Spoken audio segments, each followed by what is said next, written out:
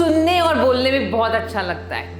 High score का मतलब intelligence नहीं, लेकिन जब बात अपने बच्चे की आती है और उसका स्कोर थोड़ा सा भी नीचे चला जाता है तो हमारी गर्दन शर्म के मारे नीचे हो जाती है। हम बहुत डिप्रेस्ड फील करने लगते हैं, हमारा सोशल स्टेटस लो हो जाता है और यहाँ तक कि हम अपने बच्चों का सोचते हैं डाउनफॉल हो गया और इसको एक्सेप्ट करने के लिए बिल्कुल भी रेडी नहीं होते। इसका रिजल्ट पता है आपको? लाइफ के उस प्रीशियस स्टेज पर जहां बच्चों की इमेजिनेशन एक हाइट पर जा सकती है, उनकी क्रिएटिविटी क्या क्या रंग दिखा सकती है, वो सब सप्रेस हो जाता है। और यह चीज़ जावेद जी ने ऑब्जर्व की और उन्होंने बिल्कुल खुले शब्दों में कहा कि हमारे इंडियन एजुकेशन सिस्टम में क्रिएटिविटी की इतनी धज्जियां उड़ गई हैं कि आज 8 से 9 साल के बच्चे को अगर कहा जाए कि एक सीनरी बनाओ तो सीनरी के नाम पर वो कुछ पहाड़ बनाएगा जो ब्राउन कलर के होंगे, उसके पीछे सूरज उगता हुआ नजर आएगा, कुछ 2-4 पेड़ नजर आएंगे, एक झोपड़ी नजर आएगी, वहां से पानी बहता हुआ नजर आएगा, ज्यादा से ज्यादा उस पानी में एक डक नजर आ जाएगी और कुछ चिड़ियां जो वी शेप की होंगी वो पहाड़ों के ऊपर नजर आएंगी। इसका मतलब हर बच्चे को सिर्फ इतनी ही इजाजत है कि सिर्फ इससे ज्यादा वो कुछ इमेजिन भी नहीं कर सकता।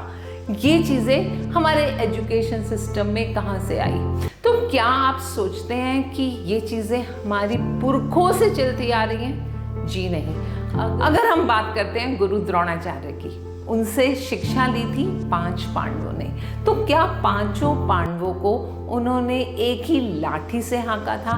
क्या उन्होंने 5 पांडवों का असेसमेंट नहीं किया था? ये चेक नहीं किया था कि किस पांडव में कौन सा टैलेंट है और उसको उसके अकॉर्डिंग शिक्षा दी थी? क्या उन्होंने भीम को गदा चलाना नहीं सिखाया?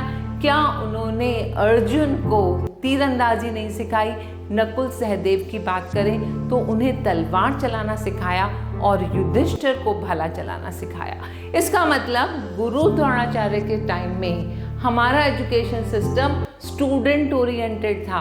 उनको ये देखा जाता था कि किस बच्चे में क्या टैलेंट है और उसको उसी चीज़ में निखारा जाए, उसका टैलेंट वहाँ पर इम्प्रूव किया जाए। सब कुछ बदल गया इस दुनिया में। पुराने टाइम के लैंडलाइन फ़ोन से हम स्मार्टफोन पर आ गए। टीवी की बात करें तो वो ब्लैक एंड वाइट टीवी याद है आपको? उन टीवी से हम स्मार्ट टच स्क्रीन एलईडीज पर पहुँच गए और वो पुरानी जीप या एम्बेसडर कार, उससे पहुँच गए हैं मर्सिडीज पर। सब कुछ बदला पर एजुकेशन सिस्टम बिल्कुल नहीं बदला।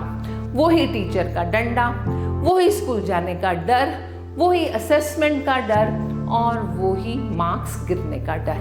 अगर बच्चा इस डर से बाहर ही नहीं निकलेगा तो वो क्या सोचेगा, क्या इमेजिन करेगा और कहाँ से आएगी क्रिएटिविटी? तो ये धज्जियाँ उड़ी कैसे हमारे एजुकेशन सिस्टम की? सही समझ रहे हैं आप। ये सिस्टम स्टार्ट हुआ था जब हमारी गुलामी की जर्नी स्टार्ट हुई थी। कोई भी विदेशी शासक ये चाहता ही नहीं था कि हमारा कोई भी बच्चा राज करे, हमारा कोई भी बच्चा लीडर बने, और इसलिए उन्होंने एक सिस्टम क्रिएट किया। हर बच्चा सब कुछ पढ़ेगा, इसका मतलब वो कुछ भी नहीं पढ़ेगा। और आज गुलामी से निकलने के बाद भी हम उस लीगेसी को कैरी कर रहे हैं और अपने बच्चों के हुनर को पहचानने की कोशिश नहीं कर रहे।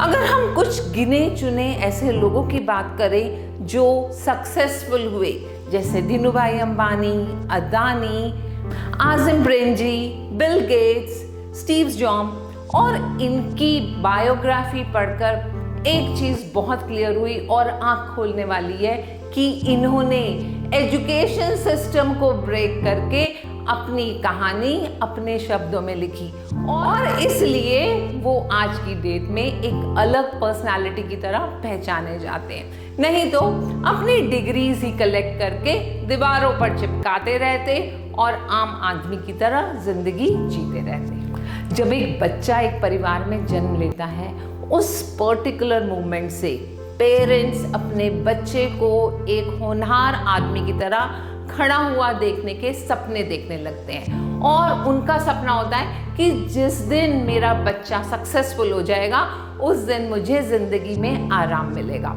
और आपको ये बहुत अच्छे से मालूम है कि हमारी इनकम का 60% से ज़्यादा मनी हम अपने बच्चों की एजुकेशन में स्पेंड करते हैं और इसलिए हमारी सेविंग ज़ीरो हो जाती हैं। लेकिन विडंबना देखिए हमारे एजुकेशन सिस्टम की, बच्चा जितना ज़्यादा पढ़ता चला जाएगा उतना उसका एम्प्लॉयमेंट होने का रेशो बिल्कुल नीचे चला जाएगा। हंसी आ रही है ये बात सुन के। एक सर्वे हुआ था, उसमें क्लियरली मेंशन था एक अनएजुकेटेड अनएम्प्लॉयड पर्सन का रेशो है 3% ऑफ टोटल अनएम्प्लॉयमेंट। अगर वो 12th तक पढ़ाई कर लेता है तो उसका रेशो कन्वर्ट हो जाता है 15% में, और अगर वो ग्रेजुएट हो गया तो उसका अनएम्प्लॉयमेंट रेशो पहुंच जाएगा 30% पे। दैट मीन्स जो जितना ज़्यादा पढ़ता चला गया उसकी अनएम्प्लॉयड होने की प्रोबेबिलिटी उतनी ही ज़्यादा इंक्रीज हो गई। And this shows the failure of Indian education system, जिससे आज वक्त आ गया है हमें तोड़ने का। क्योंकि आज भी जब हम अपने बच्चे को स्कूल जाने के लिए तैयार करते हैं, उसके एडमिशन की तैयारी शुरू करते हैं, तो उससे पहले उसको रटवाते हैं A for apple, B for boy, और वहाँ पर उसको काउंटिंग सिखाते हैं। हम बहुत खुश हो जाते हैं जब हमारा बच्चा पोएम रट के हमें सुना देता है, और हम ये भी नहीं सोचते कि हम उसकी क्रिएटिविटी को बिल्कुल सप्रेस कर रहे हैं और उसको रट्टू तोता बना रहे हैं। जब हम उसको काउंटिंग सिखाते हैं तो वो काउंटिंग तो बोल लेता है, बट उसको ये भी नहीं पता होता कि ये वो 1 2 3 क्यों बोल रहा है। इसलिए हम इस एजुकेशन सिस्टम का पार्ट ना बने, और ये वक्त आ गया है जब हमें एक्चुअली सोचना है कि हम अपने बच्चे को किस तरह से इस एजुकेशन सिस्टम के ट्रैप से बाहर निकालें, उनके अंदर क्रिएटिविटी इम्बाइब करें, उनको मार्क्स की जंग से बाहर निकालें, और अपने एफर्ट्स करें कि हम अपने बच्चे के अंदर टैलेंट ढूंढें और उस टैलेंट को निखारने का प्रयास करें। और यही रीज़न है बहुत सारे समझदार पेरेंट्स आज स्कूल एजुकेशन सिस्टम से अपने बच्चे को बाहर खींचकर होम स्कूलिंग पर विश्वास करने लगे हैं और उन्हें उनके अकॉर्डिंग एजुकेशन देने का दायित्व निभा रहे हैं। तो सोचिए हमें अपने एजुकेशन सिस्टम को कहाँ ले जाना है।